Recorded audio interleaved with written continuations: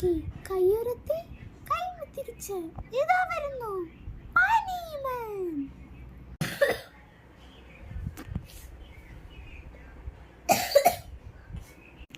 എന്താണ് ഞാനാ കേൾക്കുന്നത്?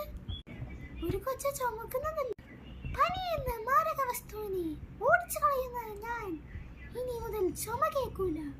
അതിനാൽ ഞാൻ ആ കൊച്ചിന്റെ പനിയും ചുമയും എല്ലാ സാധനവും ഇപ്പോൾ ഒഴിപ്പിക്കാൻ പോവുകയാണ്.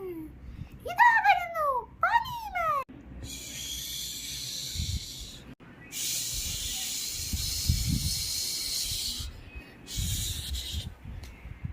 ഇതാരെ? ഇസയോ? എന്ത് പറ്റി ഇസ? പനി ചുമ മാറ്റിത്തരാൻ പറ്റുമോ പനിമാന്? പിന്നെ പനിമാനോട് ഇതെല്ലാം മാറ്റിത്തരാൻ പറഞ്ഞാൽ എന്ത് ഭ്രാന്താണ്?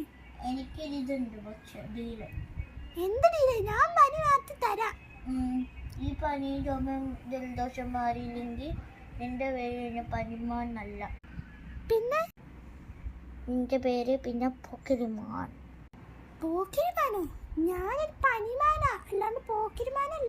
പനിമാറ്റിയിലൊക്കെ അങ്ങനെയൊക്കെ വിളിക്കും ചില ആൾക്കാർ. എന്നെ നീ അങ്ങനെ അണ്ടർസ്റ്റിമേറ്റ് ചെയ്യരുത്.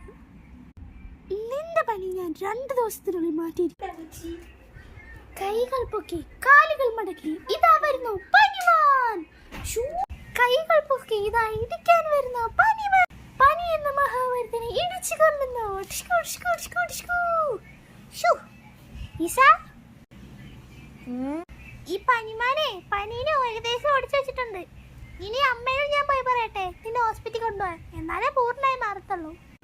അപ്പൊ ശരി എന്നാ, ഞാൻ പോയി പറഞ്ഞിട്ട് വരാം.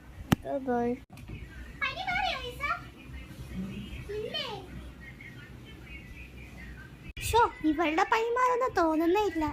ഇനി അങ്ങനെ മാറിയില്ലെങ്കിൽ ഞാൻ പെട്ടു. അതുകൊണ്ട് അവിടെ പോയിട്ട് എന്തെങ്കിലും കാണിക്കും. ഇനിയിപ്പോ ഒറ്റൊരു കാര്യമുള്ളൂ, എങ്ങനെയെങ്കിലും ഒന്ന് മാറ്റണം. ഇവളുടെ പനിമാനാകുമ്പോ ഞാനൊന്ന് ആയുർവേദത്തെ ഹോസ്പിറ്റലിൽ പോട്ടെ.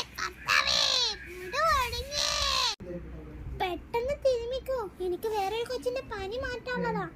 ഞാനേ പനിമാനാ, പനിമാൻ. നീ പനിമാനാണെന്നോ?